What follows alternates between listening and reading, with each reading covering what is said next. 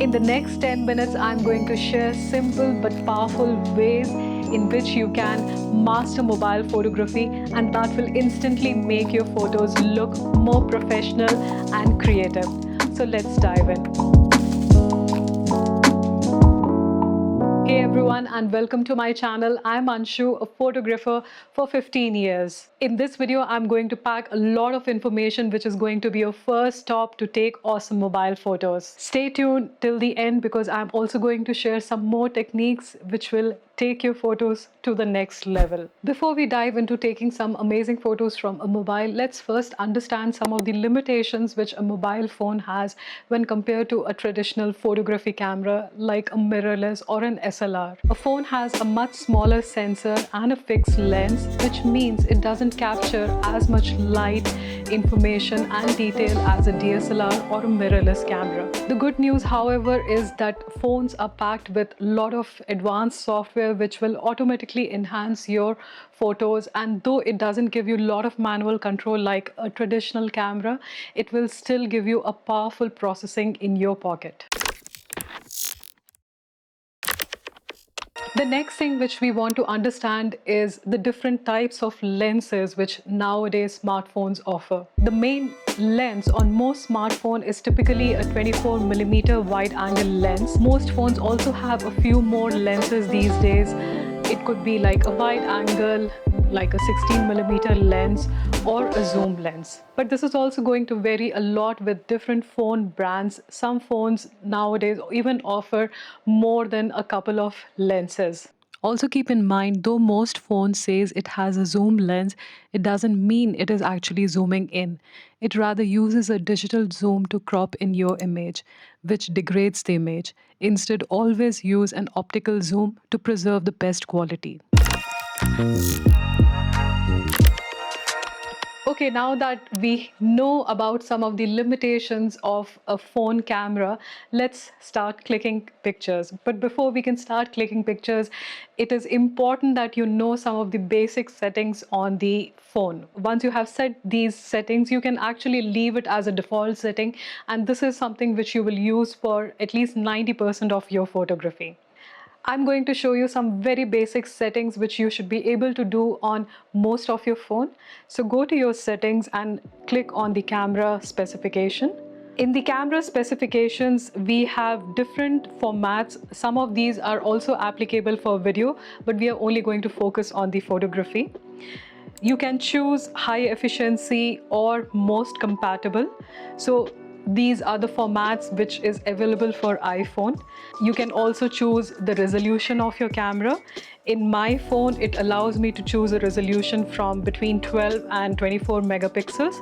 I will usually leave it at 24 megapixels. We will talk about the composition menu in a bit, and rest of the menu I have just left it as default. I'm also going to show you some of the settings which you can actually directly change in your camera app. And today I'm only focusing on the native camera app which will be available with most of the smartphones. So within the camera app, you have different menus for using different kinds of photos. So we will discuss a little bit about portrait, also a panorama. And when you go and swipe your photos menu, you have different options which are quite helpful. And the other menu which I really like is using the multiple exposure menu, where you can click multiple photos and you can also define those exposure ranges.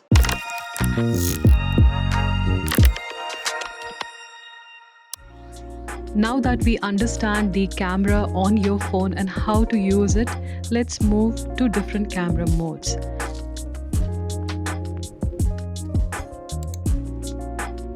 The first mode we will try is the portrait mode. Both iPhone and Android offers incredible portrait modes, which are enhanced modes to create beautiful depth of field and ideally suited for portraits. So let's try it. Switch to portrait mode in your camera app and your phone digitally creates a depth of field in this mode. The other mode which I really like on the phones is using a night mode, especially if you're clicking in a low light situation. I have also done an extensive video on using the night mode. You can also check out the video in the link. Coming to composition, I have again done an extensive video on mobile phone composition. You can also check out the link in the description below.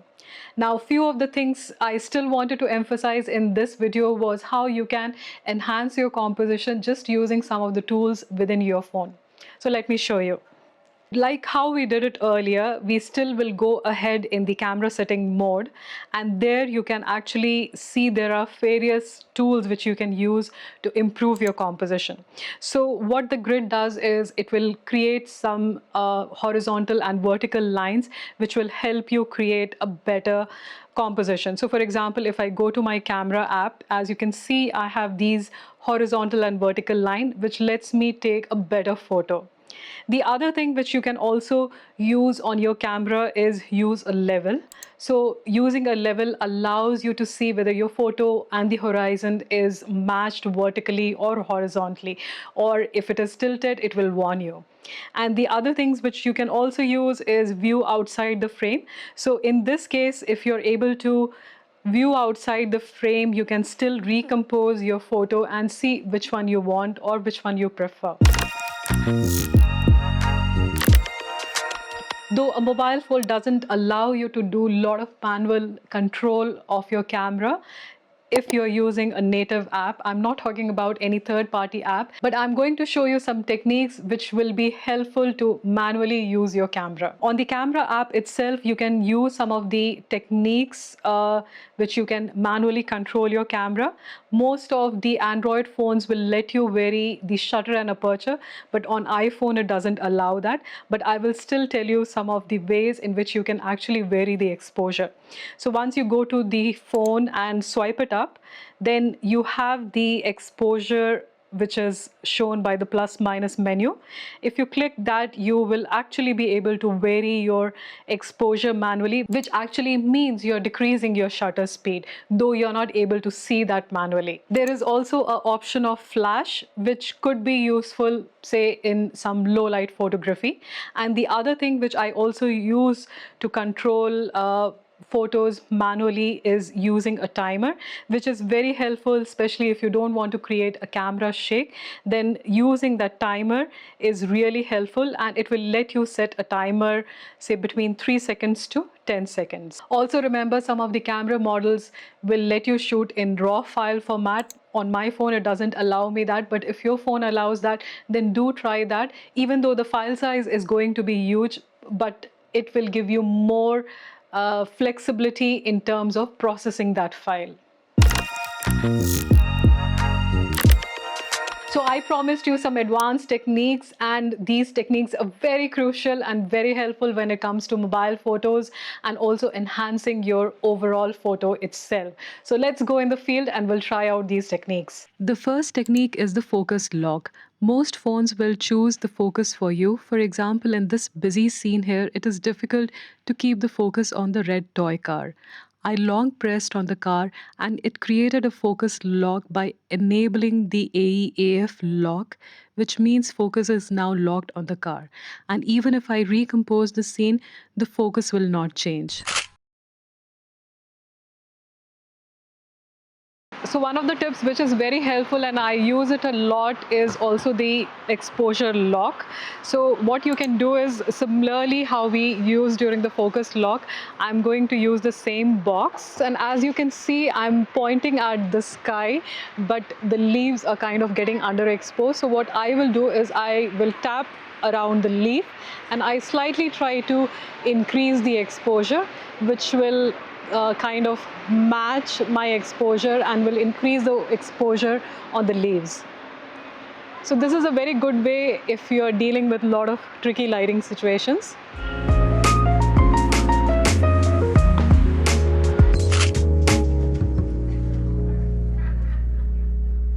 So that's about it, though honestly speaking, mobile photography is definitely not my first choice for photography, but it is the convenience which really matters. In case of mobile photography, you always have your phone handy and you are always ready to click a photo whenever the situation arises.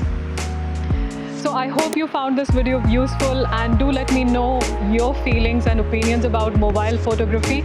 I will see you in another video. Till then, bye.